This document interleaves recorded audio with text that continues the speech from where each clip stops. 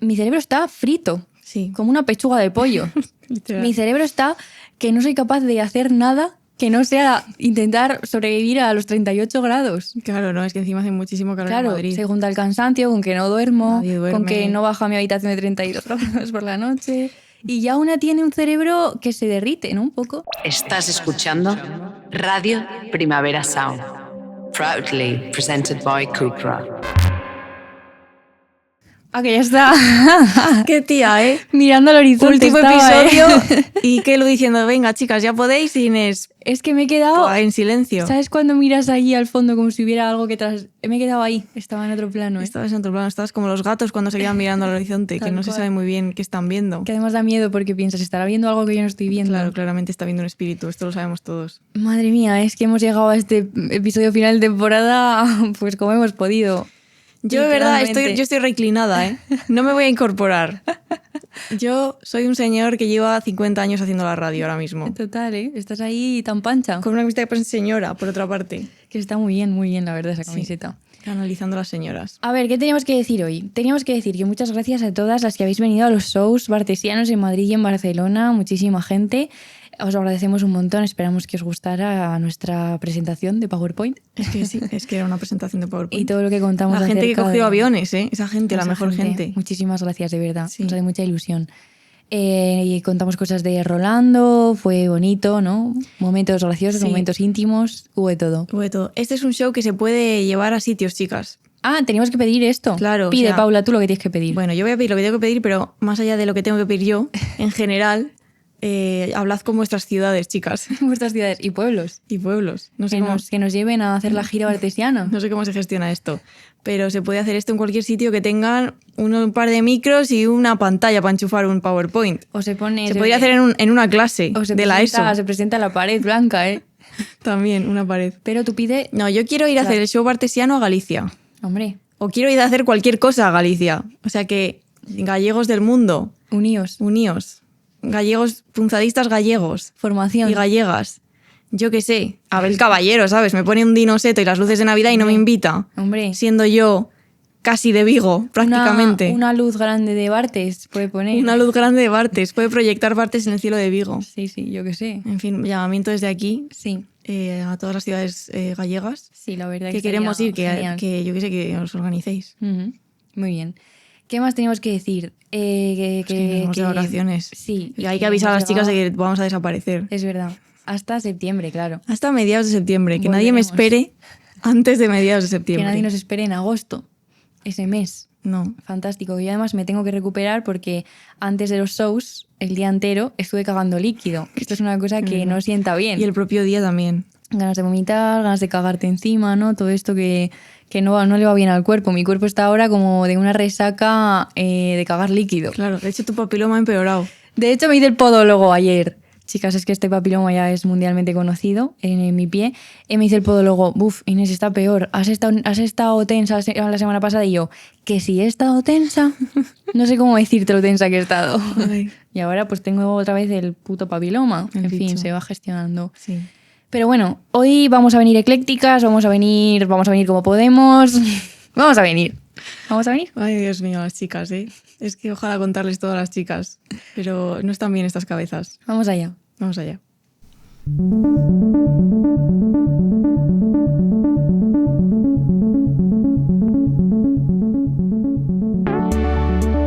Punzadas sonoras con Inés García y Paula Ducay.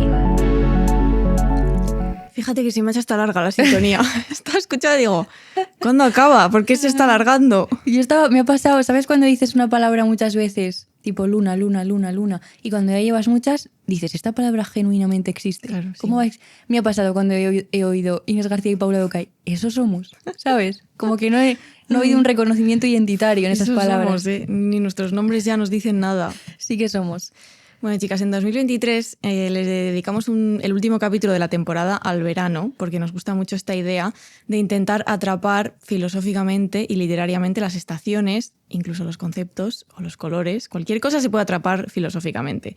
Y en ese episodio que hicimos hablábamos del recuerdo, del espíritu veraniego, de la diferencia entre cuando eres un niño y vives el verano a cuando eres un adulto y vives el verano, de muchos temas del amor, de la identidad, de la autenticidad, y sacamos, por supuesto, libritos. Sí, de hecho, me estaba Estupendos. acordando ahora que no es la primera vez que hemos hablado del verano, porque el año pasado estuvimos en La Ventana, en la cadena SER, julio y agosto, con Marta del Vado, y cada día reflexionábamos acerca de un concepto que tenía que ver con el verano.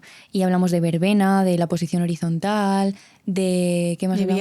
viaje. De los viajes, del Sudar. deseo. No, de sudar no. Del deseo y el sudar. un del poco. deseo, efectivamente. O sea que ya es un concepto que hemos explorado bastante. Sí. Y sin embargo, hoy no queremos hablar de ese aura o ese color o esa sensación que tiene que ver con el verano, sino que nos vamos a dejar un poco llevar por lo que se nos viene a la cabeza últimamente en relación a esta época. Por eso es un episodio ecléctico, según Inés. Ecléctico, anarquista. Porque cuando estábamos preparándolo ya no nos daba para más y Inés dijo pues que sea ecléctico. Y luego, por supuesto, empezó, bueno, pero a ver, ¿ecléctico cómo? Porque como esta chica es una chica ordenada, pues de repente había que hacer un esquema de lo ecléctico. No he hecho un esquema No, esta vez, realidad ¿eh? no, en realidad es bastante. Me he dejado llevar, que mira que me cuesta, ¿eh? Te has dejado llevar muy bien. Me he dejado llevar. Sí. Claro, queremos explorar pues, los distintos pensamientos que hemos estado rumiando últimamente. Algunos tienen mucho que ver con el verano y otros no tanto, pero hija, están aquí pues porque tienen que estar. Porque es así. Aunque Inés está sufriendo un poco. Yo estoy sufriendo un poco porque siempre mira que me gusta ver esta sección con esta, cómo encaja la estructura.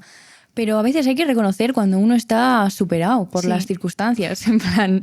Efectivamente. Claro, hemos llegado. Además, es que esto creo que es importante, ¿eh? Porque habrá mucha gente como nosotras que al final llegas al fin de la temporada y cuando tienes que ser siempre creativa y tener ideas y lecturas, pues a veces pasa que es que no te da para más. O sea, yo siento mi cerebro está frito, Sí. como una pechuga de pollo.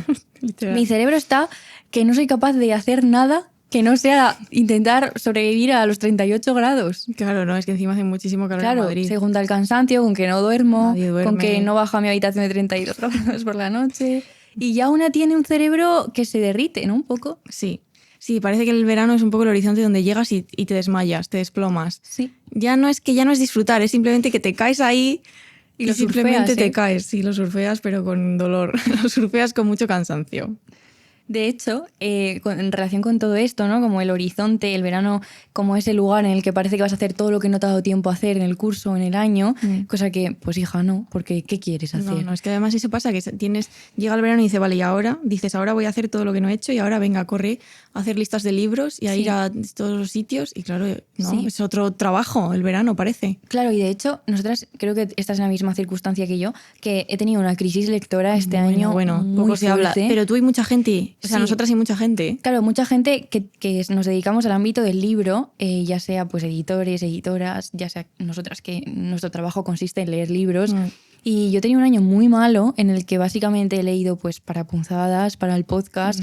Incluso a veces dices, no, este es porque me apetece, pero acaba saliendo aquí, acaba viniendo, Sí. porque tienen patitas y Claro. acaban todos aquí en los atriles. Sí. Y es verdad que es muy difícil cuando estás muy cansado y te dedicas a leer muchas horas, acabar y decir, ahora voy a leer por placer. ¿Dónde está? No existe eso, no hay esa no división. está esa línea. No se puede.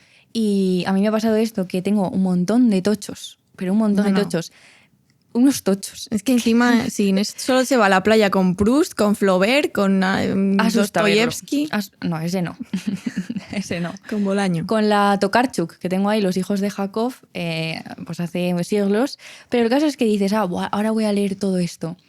Pero una tiene ganas de leer genuinamente, me pregunto. Ya, no, claro. Pues a veces no. Es que solo quieres mirar al techo igual. Sí. Y traemos hoy un libro de Juan Evaristo Valls Boix, ¿se dirá así? Pues hija, No lo sé, a lo estas siento. alturas yo creo que es Bosch, ¿no? Bosch, vale. No lo sé, no lo sé. Vale, bueno, ha escrito un libro. Disculpas a los catalanes que les amamos desde aquí. Totalmente. Ha escrito un libro que se llama El derecho a las cosas bellas, vindicación de la vida holgada, que es este que tengo aquí, que la verdad es que es un libro precioso, y está editado en Ariel. Y en esta obra se reivindica que la política no debe reducirse simplemente a los negocios y a esta parte más estrictamente igual cuantificable, podríamos decir, sino una devoción por, y cito, lo hermoso, el gusto de habitar el mundo, que es indisociable de lo igual, lo libre y lo justo. Es decir, que frente al crecimiento y al progreso podríamos reivindicar el descanso y la pereza. Y en el libro va hablando, los capítulos son distintos derechos: a la pereza, a la huelga, a la jubilación, la ciudad o la literatura. Hoy no vamos a entrar en estos derechos concretos, que de hecho creo que en algún momento podríamos recuperarlo, pero sí en la primera parte del libro donde presenta todo esto, y también hay una parte que se llama, o sea, que tiene que ver con lo horizontal, y que nosotras, ya digo, que hicimos esa reflexión, y además habla un montón de Adriana Cabarero con sus inclinaciones, que yo la amo, entonces me hizo mucha ilusión leerlo. Para conseguir esto, explica que tenemos que hacer una mudanza ontológica, en la que abandonamos todo lo que no tiene que ver con responder a la pregunta de cómo habitar.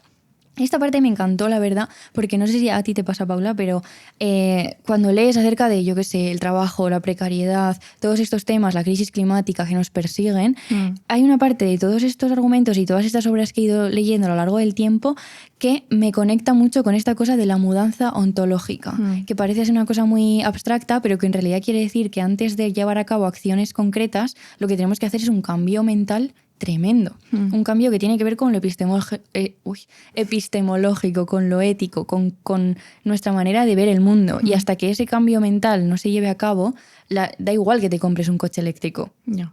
Es que recuerdo que leímos este libro de Rata Naturae que se llama Memorias de un ecologista en rehabilitación, algo así. Igual me lo estoy inventando. Que hicimos un trabajo, Marta, tú y yo. ¿Era de rata ese libro? Era de... igual no. No me acuerdo. Igual a ver, no. les pega porque... Pido perdón. Pero es un libro que me marcó mucho Sí. y que hablaba también de esta cosa de la importancia de un cambio que es mucho más profundo que las acciones concretas que llevas a cabo, que también son importantes. Claro. Y este término de mudanza ontológica que propone me gustó un montón.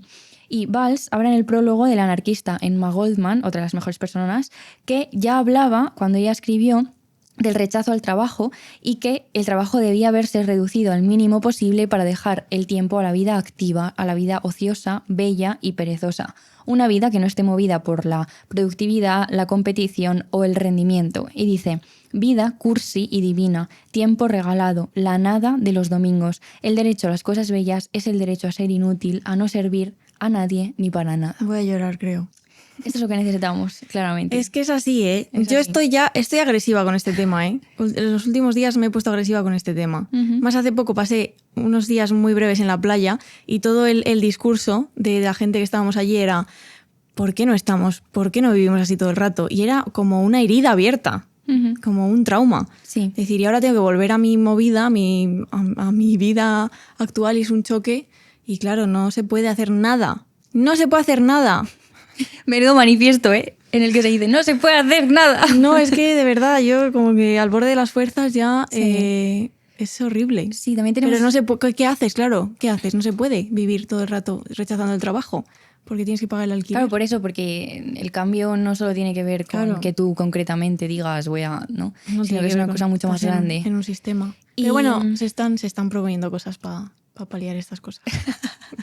Se están proponiendo cosas para paliar estas cosas. Chicas, perdón, perdón. No, pero yo qué sé, se habla de la jornada laboral de 4 días, creo que, sí que hay un cambio sucediendo en las mentes de muchas personas, pero claro, es jodidísimo. Todo esto me ha recordado cuando fuimos a Valencia a dar la charla que hicimos en la Universidad de Valencia hace unos meses, que estábamos con Fernando Flores, un beso desde aquí, la mejor persona del mundo, y nos estaba contando algo que no recuerdo bien qué era, por supuesto, porque se me olvidan las cosas y encima tengo el cerebro yo también como una pechuga de pollo. Pero en un momento dado estaba contando un proyecto que tenía con un amigo y nos decían: mi amigo me dijo, hagamos algo inútil. Y yo tengo esa frase apuntada en un post-it en mi habitación porque me pareció tan bonita la idea de hacer algo inútil, incluso con otra gente, algo que no sirva para nada, que no te dé dinero, que no te dé likes, que no te dé nada, simplemente hacer algo. De hecho, Valls habla de hacer la nada, utiliza esta expresión, de no enamorarnos de nuestro trabajo, que tiene que ver también con esa idea falsa de que la pasión, claro, es que estás cansado, ¿no? Pero vives de tu pasión y esto es un privilegio, que es muy peligrosa, creo. Vaciar, descargar, liberar espacio, rechazar, soltar, hacernos libres parando, dice.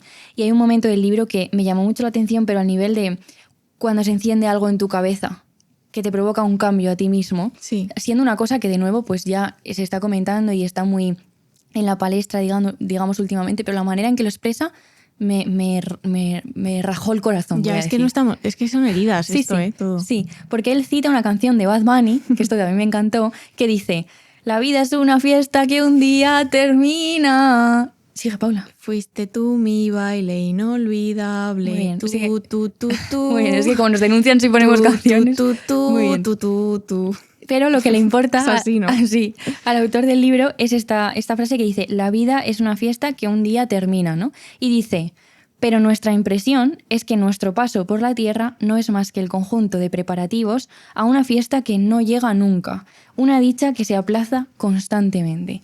Y esto, dije, es que es así. Y me preguntaba, ¿incluso no hemos asumido que es una fiesta que nunca va a llegar? ¿Los preparativos realmente están dándose? ¿Importan? Y esto me machacó. Claro. Me machacó. Tú vas por ahí diciendo que nunca vas a tener una casa, o sea, que tú has asumido ciertas cosas que no van a llegar. Luego Sí, llegarán, sí. pero... Sí, no, pero esta cosa de preparativos a una fiesta que no llega nunca. Claro. Ahí estamos ahí. Como tirando para llegar a un supuesto lugar de calma, descanso, relajación y Sí, o en jolgorio, general, o y cosas no- mucho más grandes. Sí. Y una vida mejor, vaya. Sí, esta idea me ha perseguido muchísimo últimamente y no solo por estas cosas que estamos comentando aquí de llegar a rastras al fin de temporada, como le pasará a muchísima gente, incluso a toda esa gente que no tiene la suerte de poder parar en verano, que Claro. es muchísima, sino también por dejando a un lado un momento estas quejas que hacemos desde una vida que es precaria pero que es privilegiada a un punto enorme, por todo lo que está sucediendo en el mundo. Es una situación de angustia, de miedo, de preocupación. Podemos pensar en el genocidio de Gaza, podemos pensar en todos los psicópatas que gobiernan el mundo, en la extrema derecha persiguiendo a los migrantes estos días en Torre Pacheco. Torre Pacheco, en las guerras abiertas, o sea, en esta oleada conservadora que estamos viviendo en muchísimos en muchos ambientes distintos. Así que en este episodio, por lo que sea, ¿no? Vamos a hablar del verano como un tiempo oscuro, a veces casi irreal, ligado a la violencia, la invasión o incluso la necesidad de huida. Sí. Este es el sentimos. verano que sentimos. Tampoco me fastidia un poco esta cosa de Sí. no seas pesimista. ¿Estoy siendo pesimista o estoy siendo realista? No, está siendo realista, obvio. Porque todos los días aparecen cosas terribles que podríamos no mirar hacia ellas, pero que a mí me parece una manera de evitar el mundo bastante injusta. Podríamos cerrar los ojos, pero ¿qué hacemos? Ya, es que también, ¿qué hacemos? Pareces el coro griego. Es que soy el coro, ¿eh? En el show artesiano me pediste coro y ahora ha llegado el coro ahora. Ha llegado. No, pero es una duda que tengo real. Yo estoy aquí, esto iba a ser ecléctico y estoy aquí como si las chicas estuviesen en el salón de mi casa, ¿eh? Cuéntanos, Paula, los Sí. textos que hemos leído. Hemos leído en Cuadernos Hispanoamericanos algunos textos sobre el verano como género literario de Domingo Aguilar, de Andrés Barba, de Azahar Alonso. No leo todos los títulos porque además los tenéis, los podéis buscar. Están genial, la Están verdad. o sea, se pueden leer en abierto, en internet. Y el texto de Domingo Aguilar empieza así. El verano es como una muerte agónica y lenta. Quizá eso sería exagerar. Empiezo otra vez. En verano todos nos morimos un poco. El tiempo se ralentiza como en una especie de sueño lynchiano. Me gusta mucho porque dice, bueno, estoy exagerando, voy a empezar. Y dice, en verano todos nos morimos un poco, que no es exagerar para nada. Y es que Aguilar compara los veranos de la infancia, que suelen estar relacionados con estas características propias que luego vemos en los libros que suceden en verano y que hablan del verano en este género literario. Por ejemplo, el calor, la familia, los helados, las primeras verbenas, los primeros amores, pues quemarse la piel, ¿no? Los mosquitos, todo este ambiente un poco pegajoso pero bonito. Y lo compara con los de la edad adulta, que tienen mucho que ver con las ausencias de la gente que ya no está, que de verano a verano a veces desaparece gente, con la precariedad, con la imposibilidad incluso de irse de vacaciones, como has mencionado tú, que hay gente que evidentemente no puede parar.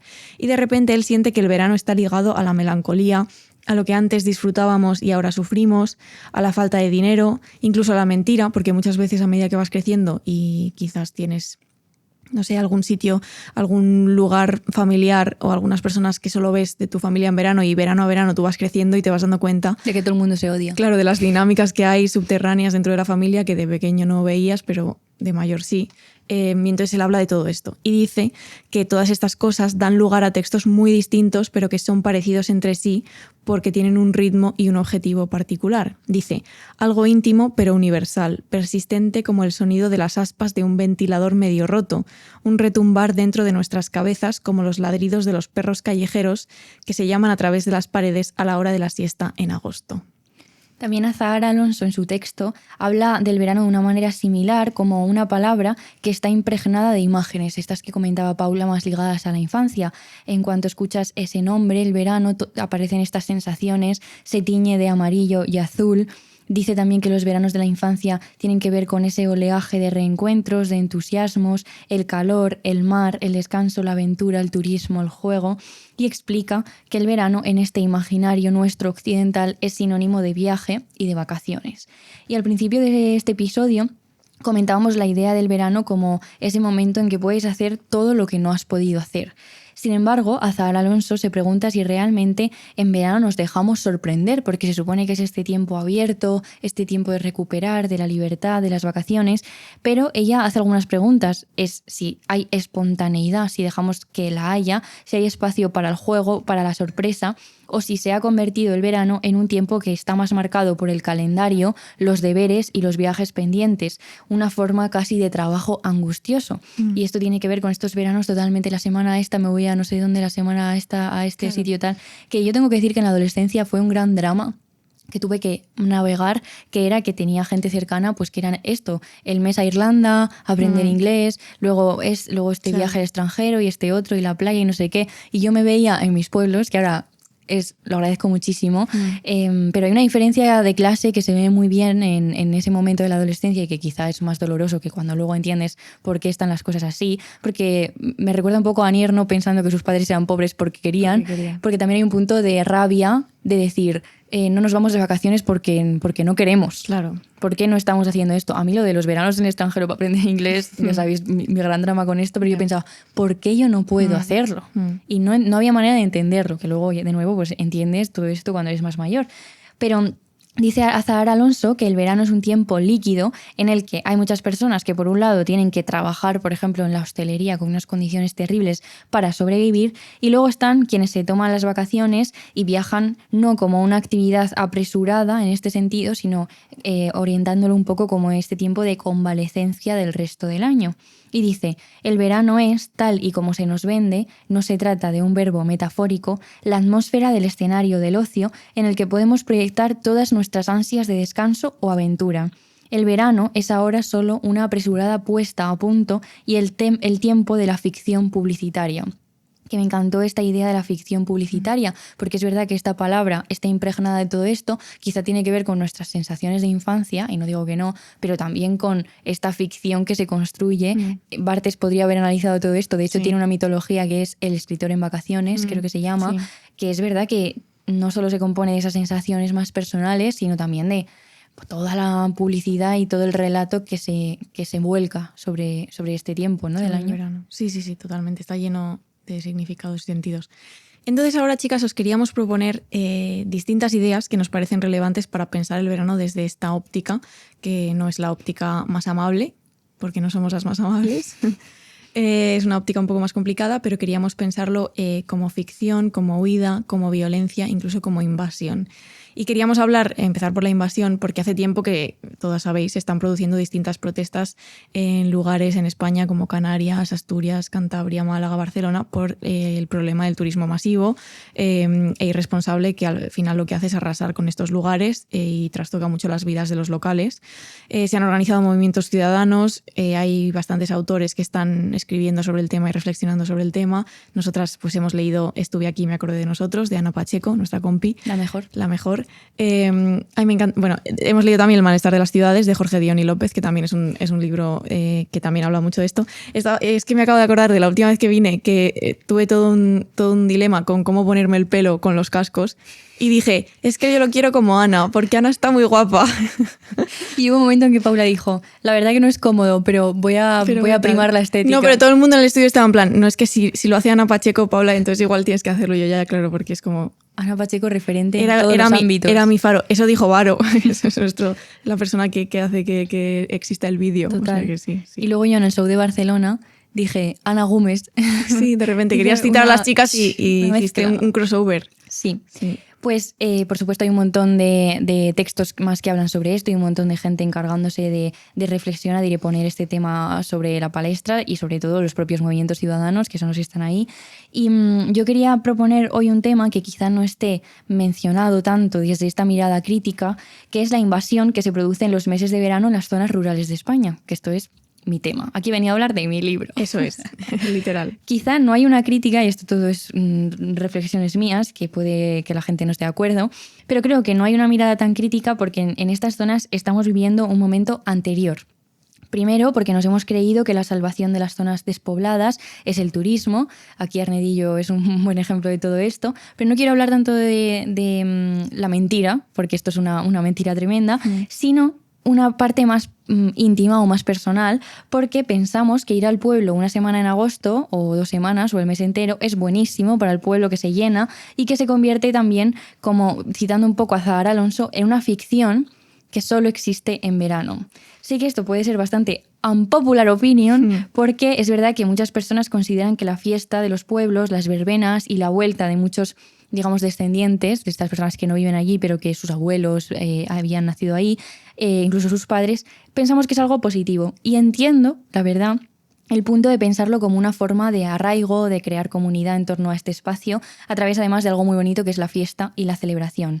Sin embargo, yo cada agosto acabo bastante deprimida en mi otro pueblo, que es Gilbuena, Ávila, porque siento muchísima pena para ver, cuando veo que estas personas viven esta vuelta, que podríamos decir estival, al pueblo, como si solo existiera durante ese espacio de tiempo. Esto me pone de los nervios. Sí, yo te he visto de los nervios con este tema. Es que es un buen tema. Andrés Barba, en estos textos que estábamos mencionando antes, relaciona sus recuerdos de la adolescencia veraniega precisamente con los pueblos de verano que se vacían durante el invierno. Dice que se convierten en escenografías huecas de sí mismos y como repletos de fantasmas, ¿no? Porque de repente la gente se va y esa ausencia pues queda ahí.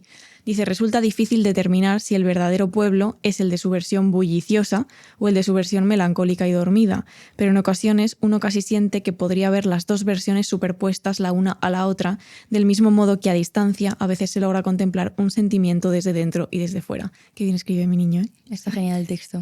Sí, además que creo que da justo en lo que tú estabas diciendo, que hay de repente 2 pueblos distintos y 2 maneras de habitarlo, ¿no?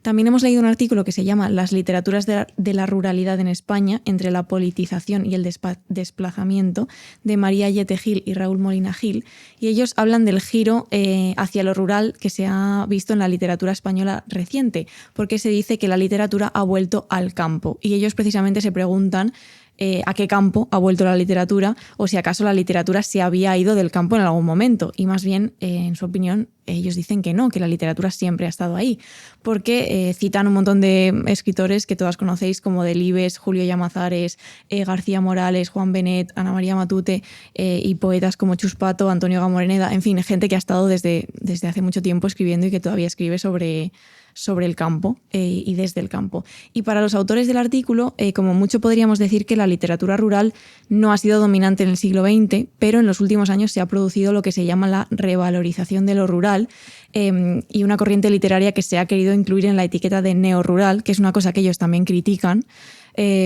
porque dice que este concepto tiene algunos problemas, como ser un movimiento que es de la ciudad al campo, es decir, de los que llegan y no de los que están, que es una frase que me parece también muy bonita. Y lo que proponen es el uso de literaturas de la ruralidad, porque creen que se puede referir así pues, a muchos textos más variados y a una corriente mucho más plural dentro de este género literario, ¿no? Y entonces, sin embargo, querían preguntarse qué tipo de literaturas han surgido en este sentido en los últimos años o cómo aparece representado el campo, que yo creo que es ahí realmente donde está la chicha de todo esto. ¿Puede ser lo rural simplemente un espacio narrativo? ¿Y qué relación hay entre el relato y el espacio en el que se desarrolla, ¿no? Es un artículo muy chulo porque nosotras no hemos ahondado en esto porque nos interesa más por otra cosa, pero hacen un repaso de obras y autores concretos en este sentido y luego se centran en analizar 2 casos concretos, porque dividen 2 maneras en que se podría desarrollar este relato. La primera de ellas es obras rurales de carácter político, es decir, que suponen una politización del medio rural porque, no tanto de manera ideológica, que sí, pero me refiero no a través de partidos, de esta manera más superficial, sino sacando a la luz las contradicciones que hay en estos lugares, las historias, los conflictos, las condiciones de vida, muchas veces la desigualdad, la precarización, el desempleo, la turistificación que mencionaba, todo esto, ¿no? Rescatan una memoria silenciada por otros discursos y denuncian, por ejemplo, la desaparición de tradiciones y de saberes. Esta sería la primera, que tiene más que ver con esta conciencia de lo que sucede allí. Y luego hay otras obras, que son muchísimas, las citan en el artículo, que tienen que ver con una moda que ellos citan a Bourdieu para hablar de esto, que denomina el capital económico, social y cultural, porque simplemente usan el hábitat natural como un telón de fondo, un escenario. Y a esto lo llaman novelas rurales de desplazamiento. Es decir, son estas novelas que están proyectadas en el medio rural, pero podrían suceder en cualquier otra parte. Simplemente, por ejemplo, la trilogía del Baztán y todas estas cosas que están ahí, pero en realidad el contexto da un poco igual. Claro, los autores lo que dicen es que si lo usamos así, como una pared blanca en la que proyectar tramas que están totalmente desvinculadas del medio, la ruralidad pasa a funcionar como un atrecho. ¿Cómo se dice? Atrecho. No tiene conflictos y podría, como decía, pues pasar en otros espacios. Son narraciones que en muchos casos tienen estereotipos, se romantiza o se criminaliza o se demoniza, no solo al medio, sino también a sus habitantes. Y claro, se preguntan, ¿qué consecuencias ideológicas tienen obras como estas? Pues reproducen y legitiman visiones urbanocéntricas y que vienen desde fuera de lo rural. Y como decía, en el artículo estas ideas están centradas en el ámbito literario, pero a mí me parece que podemos dar un salto que podríamos llamar, ya que somos filósofas, ontológico o incluso existencial, porque esta manera de habitar no solo se refleja en lo literario, porque lo literario, los relatos que se componen ahí claramente traspasan a la realidad, sino que también tiene que ver con cómo las habitamos, cómo vamos, como decía, a estos lugares cuando vamos una semana o un tiempo muy concreto. Podemos hacerlo con un compromiso o con sensibilidad o simplemente como un telón de fondo en el que tú sales de fiesta porque en vez de ir a Fabric te has ido al pueblo. Claro. Pero en realidad es una manera de habitar bastante parecida. ¿Por qué me parece problemática esta forma de habitar que la utiliza lo rural simplemente como telón de fondo? Pues porque tengo la sensación de que cuando la gente piensa que el pueblo solo existe cuando hay verbenas, que quizás estoy siendo injusta, como reduciéndolo mucho, pero para entenderlo está bien. Pero genuinamente pienso que esto sucede. Olvidamos que es un espacio real y que está atravesado por muchísimos problemas, dificultades y sobre todo habitado por personas reales. Esto no es broma, creo que fue en Francia, que igual estoy citando mal, pero tuvieron que convertir las campanas en patrimonio o darles algún tipo de protección jurídica, porque la gente quería que se quitaran las campanas porque molestan. En mi pueblo hay gente, en Arnedillo hay gente que ha ido al ayuntamiento a decir que quiten la fuente por la noche porque les molesta cuando cae el agua, y hay gente que ha tenido que sacar sus gallinas y el gallo lejos del pueblo, a las afueras, porque también molesta. A esto me estoy refiriendo, que evidentemente no todo el mundo llega así, arramplando, digamos, pero bueno, sucede, y cuando veo esto la verdad que me entristece muchísimo. Y también molestan los tractores de los agricultores que de nuevo viven ahí todo el año, y en muchos casos esta manera de habitarlo cancela la posibilidad de crítica, de empatía y también de reivindicación. O por ejemplo, está sucediendo en muchos sitios que tú, cuando el pueblo en invierno, que puede haber 3 habitantes o 20, me da igual, tú tienes una recogida de basuras y un uso de agua que es X, que está pagado por los impuestos que paga la gente que habita. En verano, en Gilbuena, se ha llegado a decir, por favor, controlemos las duchas que nos damos, porque se triplica la población y el agua. Claro. En mis pueblos no, pero hay otros en los que sé que se ha regulado el uso del agua. Entonces, me refiero que ahí hay servicios porque hay gente que vive el resto del año. Y de verdad a veces veo como una manera de acercarse a esto terrorífica, me parece terrorífica, porque además se genera una jerarquía por la que se considera una locura, estoy citando a gente, que hay gente que vive ahí todo el año. Es que es loco, o sea, ¿qué está haciendo? Pero realmente a veces pienso, esto de nuevo citas, que ¿cómo va a existir el pueblo en invierno? ¿Quién hay aquí en invierno? Estas son preguntas que se hacen. Con perplejidad. Con perplejidad y con una jerarquía por la que tú claramente has elegido el camino bueno, que es vivir en un sitio, en tu ciudad, donde puedes ir al cine y al Parque Sur, y mientras que esta gente ha elegido el infierno prácticamente. Y por eso digo jerarquía, porque creo que hay un acercamiento en lo que se considera que hay gente que está por debajo de ti, que es la gente que de manera absolutamente loca vive ahí todo el tiempo. Yo que voy... pues en todas las épocas del año a Gilbuena, hay mucha gente que me dice, realmente perpleja de nuevo, ¿qué haces aquí? ¿Pero qué haces cuando vienes solo un fin de semana de noviembre? Claro. ¿Qué haces Inés ahí? Esto siempre se pregunta. Y yo me pregunto qué pasa cuando vas así, en esta manera de habitar, con el conocimiento de ese espacio, con las vivencias y recuerdos de las personas que lo habitan y lo habitaron. O qué pasa con esos caminos y veredas que ya casi nadie pisa ni conoce porque solo pisas el camino que va de tu casa a la verbena. Ujú. De nuevo, reduciendo, pero Claro. quiero que se entienda.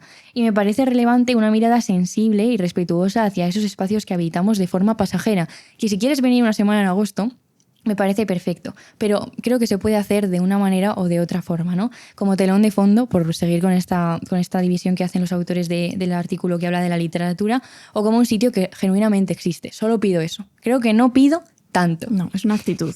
Sí. Y para concluir con todo esto y pasar a otro texto, quería ver un poco como lo he puesto en cursiva en el guión porque creo que es de nuevo un sitio que está muy, muy presente, por desgracia, que es esta idea de aquí no hay nada. Aquí no hay nada. Y yo quería preguntar si realmente no hay nada en estos lugares o hay infinitas cosas, pero para quienes saben mirar. Claro.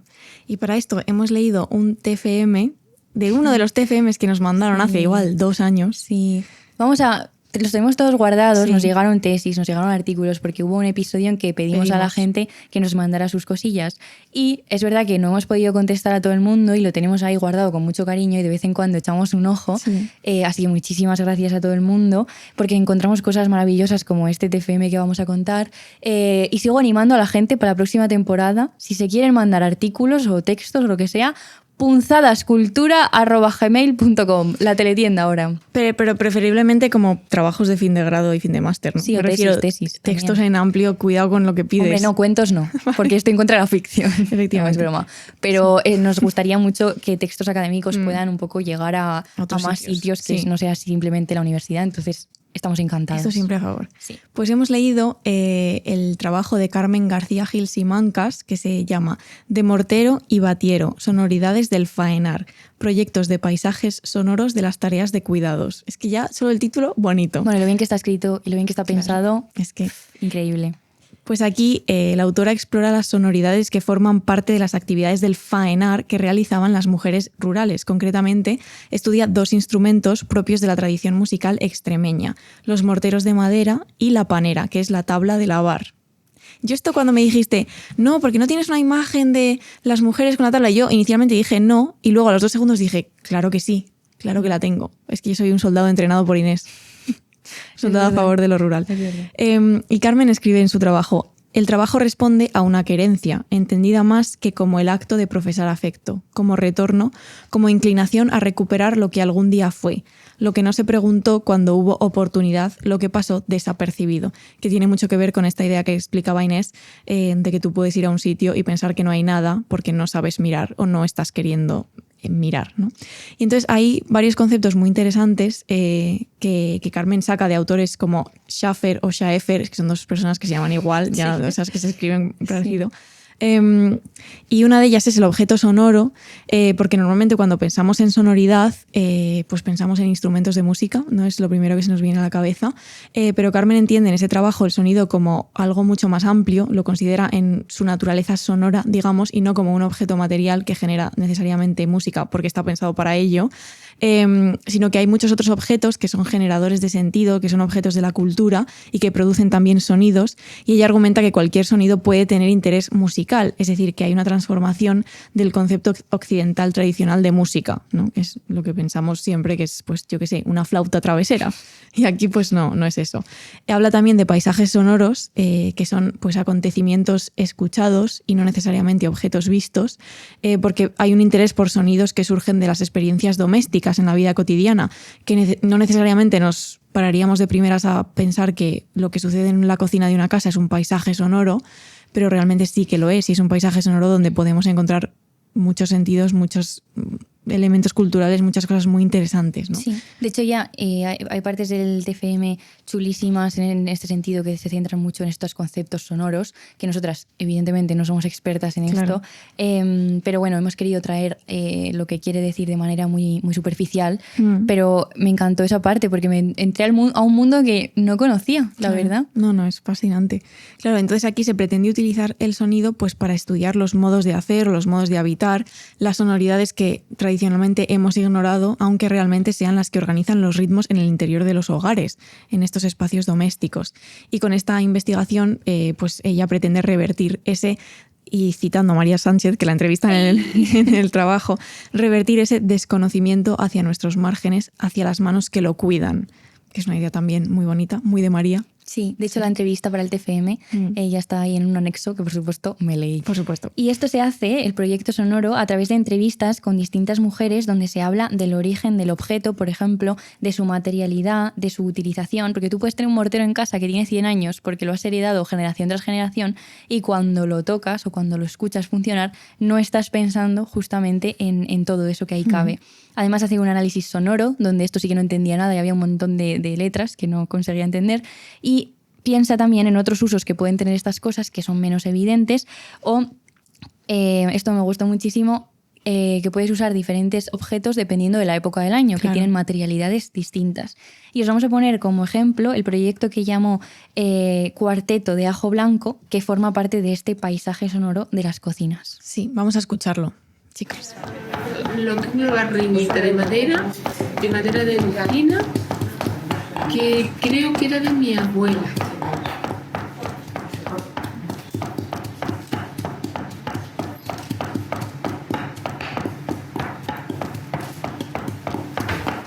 Aquí vemos un ejemplo que Carmen García Gil, la autora del trabajo, pues grabó a las 4 informantes, que además me gusta mucho una cosa que hace, que es decir, voy a decir su nombre porque los sonidos no surgen en la nada, los sonidos están producidos por personas que están ahí, que son reales, como María Rosa Simancas, María Dolores Rodríguez, Carmen Prada y Ángela Calvo de Mora, que están preparando este ajo blanco, que es una receta típica de la comarca de Cabeza del Buey en Extremadura, que es donde se centra ella, pero también de otras zonas cercanas, por ejemplo en la provincia de Córdoba, que tiene ajo, pan, almendras y bueno, más ingredientes y varían un poco en la receta. Y entonces, en un primer lugar, ellas son grabadas elaborando el ajo blanco y no se busca encontrar un determinado sonido, sino simplemente capturar el sonido que ellas hacen. Y es después, una vez que tiene las grabaciones, de hecho las graba separadas, cuando se busca ese sonido, a posteriori.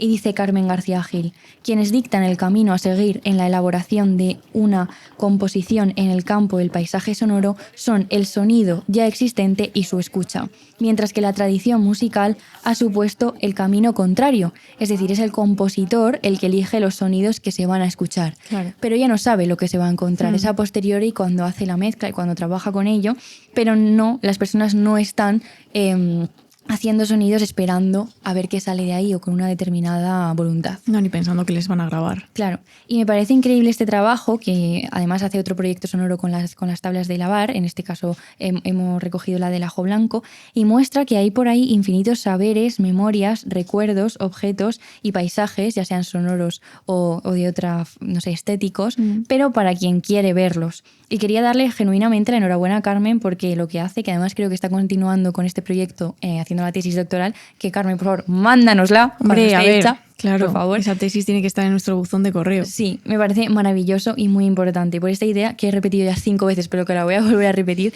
que es que cuando dices aquí no hay nada, no hay nada porque no estás mirando bien. A mirar. Es que es verdad esto, ¿eh? A mí me ha hecho pensar un montón en casa de mi abuela, lo que te contaba del palo para hacer rosquillas, que me han contado que como que es una herencia que ha trascendido generación tras generación, y es verdad que también ella dice una cosa que yo siento mucho ahora que mi abuela ya no está, que es que hay que darse prisa con esto, porque a veces cuando ya quieres mirar es tarde y ya esa persona ya no te lo puede contar. Entonces, a darse prisa los que puedan. Es verdad, hay que hablar con los abuelos. Hombre. Es una cuestión de ser recipientes de la memoria, como Anierno, con su Anierno. familia. Y que sí. Y ya, una vez contada mi movida, porque esto es anárquico, yo quería contar mi Inés movida. dice, pero ¿y no será mucho rato de rural? Y yo, ¿qué dices? Poco me parece. Hombre, pues claro que sí. 3 horas tendría que haber estado aquí. Vamos a hablar de un tema que le apetecía hablar a Paula. Mira, aquí, chicas, claro, yo quería hacer un PS huida. pero no se podía hacer. Bueno. Eso igual la temporada que viene. Sí, es la temporada que Que ya viene. hicimos uno, en su momento, el de salidas. Pero tenía esto bastante que ver sí. con esto. Sí. Pero bueno, a Paula le apetecía hablar de huida y como esto es una democracia, pues se la ha dejado. Efectivamente. Y no vamos a hablar estrictamente de la huida asociada al verano, pero es verdad que creemos que es posible pensar el verano como una huida y como un tiempo en el que intentas no pensar en tu vida de mierda. Entonces, estás huyendo. Sí. Me gusta mucho, de nuevo, como decía Zahara Alonso, pensar todo esto como una ficción publicitaria o como incluso un simulacro, una huida hacia adelante en el que ensayas ser algo que realmente no eres. Claro. Estás huyendo de lo que eres De lo que durante el eres, año sí. y construyes otra cosa que luego se cae. Efectivamente. Se cae. Cuando llega septiembre. Estrepitosa caída. Estrepitosa caída. Sí, yo quería tratar el tema de la huida también en general, o sea, evidentemente está ligado al verano, pero me interesa pensarlo, huida como desplazamiento y movimiento que sucede en verano, pero también como una huida emocional, ¿no? ¿Por qué huimos de los sitios o de la gente? ¿Por qué hay personas esquivas y escurridizas? Esto no tengo respuesta para esta pregunta. ¿Dirías que eres escurridiza? No lo sé, soy escurridiza, dímelo tú. ¿Y yo? No, ¿No soy escurridiza? no.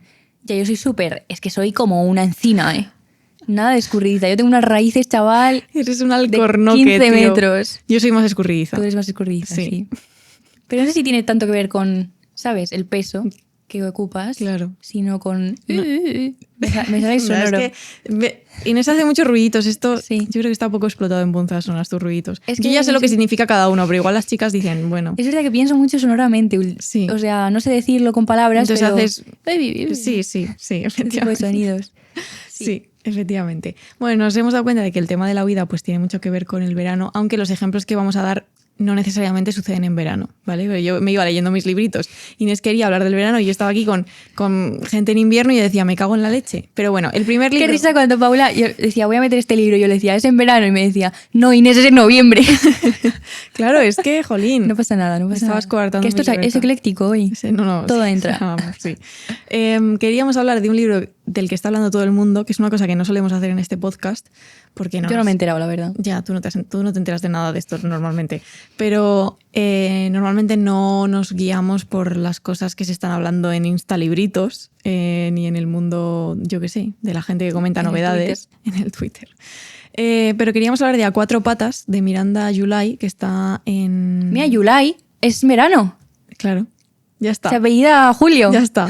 ¿No? Se escribe así. Sí, se escribe así. De hecho, yo tenía dudas porque me sale Miranda Julie, pero no, es July, claro, se pronunciará July, mira, no lo sé. Taca. Es que yo no sabía quién era esta persona. Esta persona es bastante famosa, que me he ido enterando ahora. Y entonces las chicas, porque he hablado con mucha gente por Instagram sobre este libro, entonces las chicas me dicen, no, yo era súper fan, y yo pensando, acabo de llegar aquí. Lo cual está, creo, bien también para leer el libro, porque es una novela, está editada en Random House. Aquí la tenemos en inglés porque la he leído en inglés. Porque he de decir que leer en inglés me relaja la mente porque siento que es algo del trabajo. Es una Claro. cosa que me he ido dando cuenta progresivamente.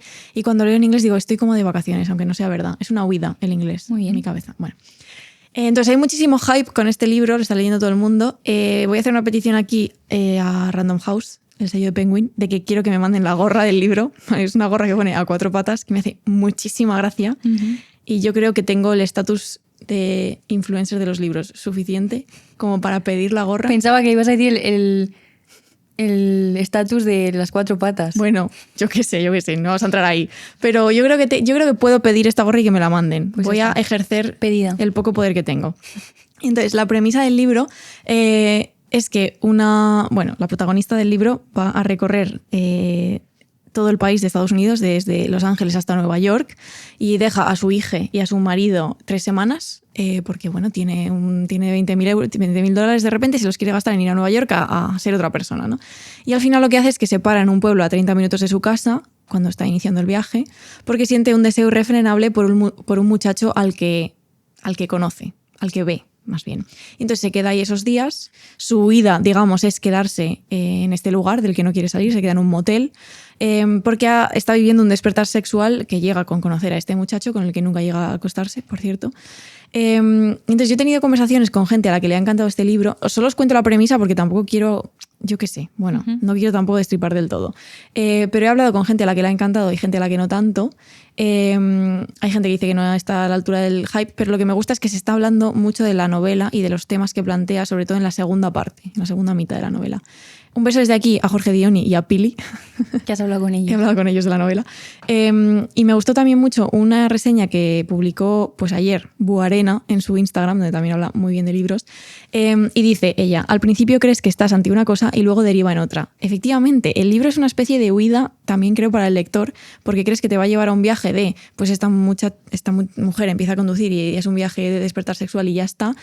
Pero no, yo iba buscando todo el rato cuándo iba a aparecer el sexo, y el sexo aparece de maneras en las que no te esperas, lo cual es muy interesante. Y lo que más me ha gustado bien en la segunda mitad del libro, que son una serie de disquisiciones sobre la premenopausia y la menopausia, sobre qué pasa con el deseo de las mujeres cuando llegan a esa edad, sobre qué pasa con la segunda mitad de la vida, igual que todo pasa en la segunda mitad de la novela, digamos. Y la pregunta no es si hay vida más allá de los 45-50, que obvio la hay, sino si hay algo ahí que no está en ningún otro sitio, ¿no? Como si hay una especie de puerta que se abre para las mujeres si se transforman en algo, ¿no? No sé, me parece todo esto muy curioso. Y Boarena dice: texto no apto para los propensos a escandalizarse o percibir la realidad ajena desde los parámetros de su yo. Ella es bisexual, se niega a asignar un género a su hija. Sus amigas se mueven por el espectro queer y en estas páginas se cuestiona la monogamia y se describen con lujo de detalles 1000 escenas sexuales no convencionales. Dicho esto, no es un manifiesto, es una novela. Y creo que es una novela que huye de manera como muy consciente de muchos tópicos y que busca maneras de contar una historia pues nueva. Y me ha gustado también este planteamiento del sexo como un descubrimiento pues que no te esperas, ¿no? Que es algo que aparece y te choca. De hecho, he tenido varias personas diciéndome: es que la escena esta concreta, sigo pensando en ella, que es una escena que como lectores jóvenes quizás no habríamos sido capaces de imaginar, a no ser que Miranda July pues nos la pusiera delante. Y también al hilo de otra huida, que es una cosa que me ha aterrorizado del libro, en el mejor de los sentidos, es cómo desde el principio se presenta a un matrimonio que está desconectado. O sea, ellos están conectados por un trauma que sucede, que es que casi pierden a su hija cuando éste nació. Y la protagonista dice sentirse ella misma solo cuando está con sus amigas, concretamente con su mejor amiga. Y entonces yo me he quedado pensando en este matrimonio en el que ella claramente quiere huir, pero no quiere huir del todo, no sabe muy bien cómo hacer para quedarse, porque tampoco quiere romper con todas las estructuras que sujetan su vida, que es pues eso, su matrimonio, ser madre, pero a la vez necesita de alguna manera salir de ese lugar, porque ha vivido este despertar sexual justo cuando comienza la premenopausia, y entonces piensa que tiene pues muy poco tiempo para vivir ese despertar antes de ya dejar de sentirlo, ¿no? Estas son un poco cosas que se cuentan en la segunda mitad de la novela. Y entonces esta cosa que hacen también los americanos, los novelistas y escritores americanos, de mostrar matrimonios donde algo se ha enfriado o algo no ha estado ahí, pues me hace pensar en qué sucede dentro de una relación, en si hay maneras de huir dentro de un propio vínculo. Que de nuevo no voy a contestar esta pregunta, porque no tengo yo hoy la cabeza para contestar a semejante pregunta. Yo creo que sí hay maneras de huir, pero bueno, me gustaba pararme como en la huida también, no de desplazamientos, que ella, la protagonista, lo hace en coche y nosotros lo hacemos en verano, sino de cómo huyes de una relación en la que estás. O sea, cómo huyes sin moverte, ¿no? Pues quizá no dejando entrar a las personas o no sabiendo cómo salir de los sitios, ¿no? Todo esto pueden ser formas de huida. Y hasta aquí mi disquisición. Ha sido muy ecléctica esta sección. Me dan ganas de leerlo. Es que yo creo que deberías leerlo, porque además es un libro que creo que engancha bastante y que para el verano está bien. Pero no lo tenemos en nuestro idioma natal, ¿no? No, pero junto con la gorra, Random House me va a mandar un ejemplar. Hoy he venido a pedir, hija, porque por pedir que no quede. A estas alturas de la temporada ya solo se puede hacer esto. Que estaba pensando que en realidad hemos escogido dos ejemplos de huida súper similares, porque yo voy a hablar de Golpe Magistral, que lo ha escrito Jessica Anthony y está editado en Gato Pardo, que también es justo esto. Una persona que está metida en un matrimonio en el que no sé si quiere estar o no, pero que hace aguas por todos lados, que es Kathleen Beckett, que es la protagonista, y un día, esto es que trabajé para Gato Pardo en la Feria del Libro y entonces me hace gracia porque este argumentario lo hice como... No lo tienes ni que leer. Más o menos 1000 veces, porque genuinamente es un libro que me encantó. Me encantó. O sea, es que no sé qué decir, me encantó. Chicas, todas a comprar Golpe Magistral de Jessica Anthony. Ya un buen libro. Bueno, ahora explícalo y luego. Es muy cortito, te lo lees en una tarde. Pero es que además yo estaba en uno de estos bloqueos lectores que estaba desesperada por decir, es que necesito algo quiero entrar en algo. Y tiene un ritmo esta novela, narrativamente. O sea, más allá de la historia, que también me gustó mucho, entré en el ritmo y es un ritmo súper ecléctico también en el sentido de que hace viajes al pasado y al presente constantemente, que esto es difícil de hacer porque a veces te lo hacen y dices, ¿quién habla? Claro. ¿Dónde estoy? Que tampoco está mal que te hagan, o sea, como que tampoco está mal no saber dónde estás. Sí, que está bien hacerte la pregunta, pero es que de verdad narrativamente dije, Dios mío, qué bien escrito está y qué bien están hechos esos saltos, cómo te va llevando con una cuerda, me imaginaba, a un sitio, a otro sitio, y estás ahí dentrísimo, me encantó. Y esta mujer un día, en vez de ir a misa con su marido y sus hijos así guapos, ¿no? Perfectos, decide meterse en la piscina de la urbanización y no salir, creo que son en 8 horas. Y la piscina, que es una imagen muy veraniega, pero ella se mete un día muy caluroso de noviembre, en este caso Es una piscina que está impregnada de muchísimas cosas. Lo primero, de la vergüenza ajena que siente su marido, porque de repente dice no voy a ir a misa, se mete en la piscina, vuelve, sigue en misa, no, sigue en la piscina, los vecinos la están viendo y dice, no se encontraba cómodo ante un comportamiento fuera de lugar, porque es una persona muy atada a estas estructuras y a no salirse de lo que está bien. Y luego lo que más me gusta es la necesidad que ella tiene de huir de esa vida cotidiana y la rebeldía, que es una rebeldía muy específica, que supone pasarse todo el día ahí en vez de cumplir con las actividades que le están asignadas. Por ejemplo, oye, sale a hacer la cena a los niños, ¿no? Claro. Además se pone un bañador de la universidad. Es toda una vuelta a lo que ella era y a lo que dejó de ser cuando se casó con esta persona, que de nuevo tampoco quiero reventar el libro, pero es un poco qué le ha quitado y qué le ha dado, si es que le ha dado algo esta relación. Claro. Y hay una guía de lectura que Gato Pardo tiene en la página web que me gustó mucho porque comparan a Kathleen con Betty Draper y todas estas, ¿no?, mujeres, y dice: la rebeldía de Caitlin no es abierta ni militante, sino instintiva, casi animal. Siente un calor sofocante y decide meterse en la piscina. No es una decisión premeditada, pero ese acto sencillo define a una mujer que, sin desafiar frontalmente las reglas del medio social en el que se mueve, trata de existir dentro de él sin perderse a sí misma en el proceso.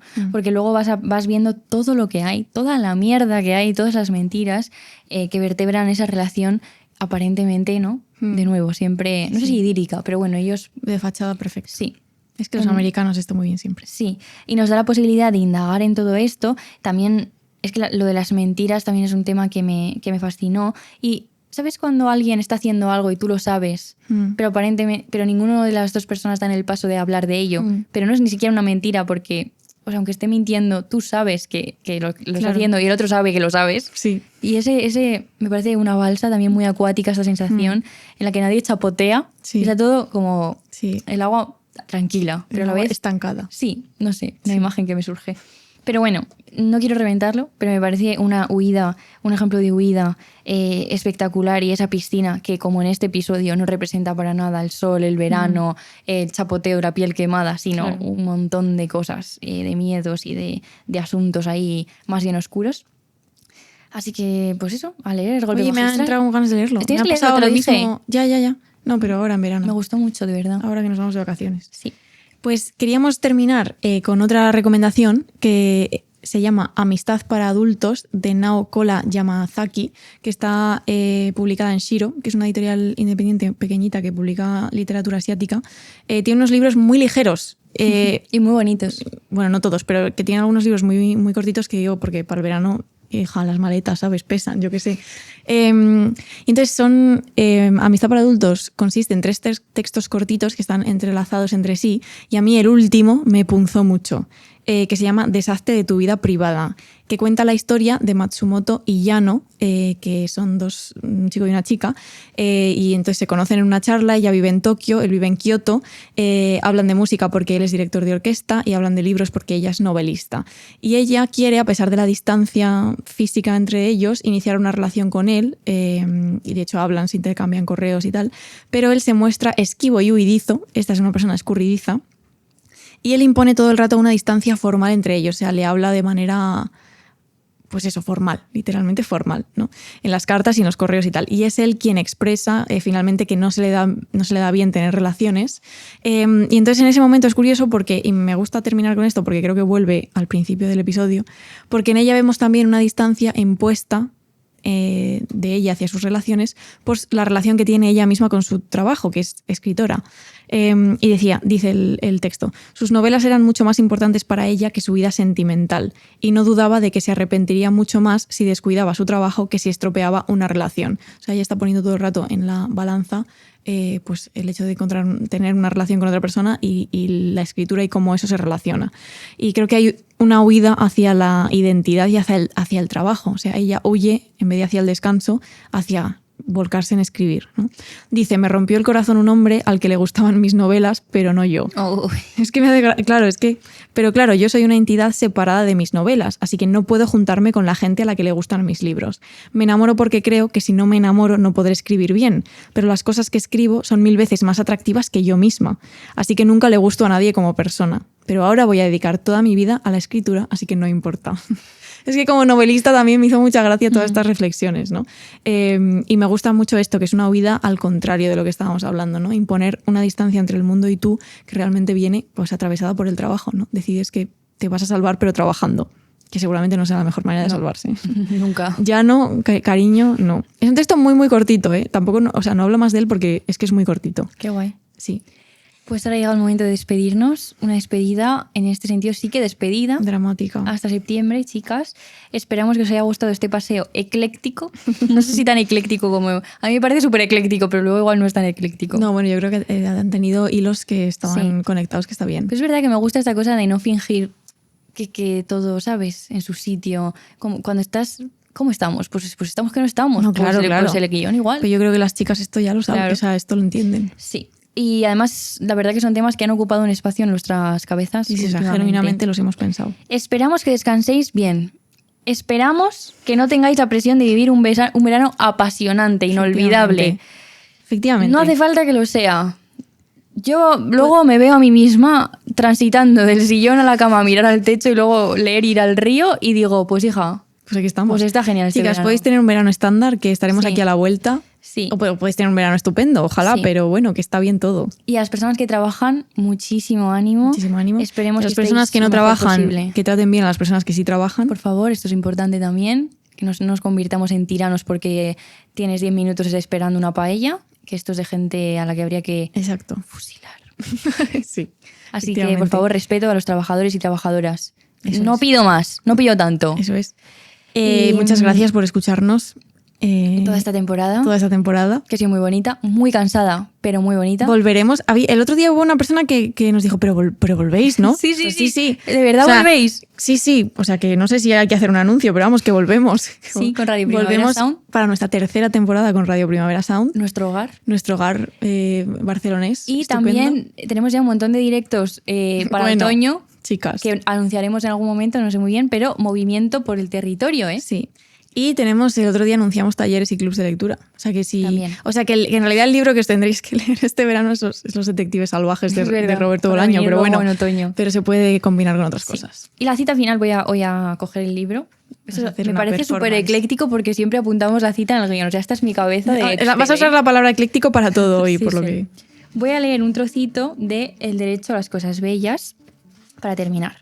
Que dice: durante los veranos del faro de Piedras Blancas, a unas 4 horas al sur de San Francisco, pueden contemplarse en la playa colonias de elefantes marinos. Yacen tumbados en la orilla, sus cuerpos desnudos y dorados por el sol californiano, recostados los unos sobre los otros, a veces refrescados por la marea. Aunque la escena transcurra en silencio, se diría que se hablan y divagan sobre vientos propicios y comentan la fortuna que visitó a los pelícanos en su cacería, cuando cae la tarde. Todo su deseo está concentrado en permanecer y habitar esa playa, los unos con los otros, atentos a las correrías del cangrejo, el zumbido de las moscas y la espuma de las olas que se desvanecen en la orilla. Comunidad que no se dirige a ninguna parte, enjambre de cuerpos concentrado en disolverse con la arena en una sola presencia, una intensidad solar dorada por los reflejos sobre el océano Pacífico. Quedarse y permanecer, sostener el encuentro. Tal es su dedicación máxima y única. Su deseo es placidez, no éxtasis, y sin embargo están todos fuera de sí. Existen a través de otros cuerpos que les apoyan. Horizontalidad de la carne, una honda respiración colectiva.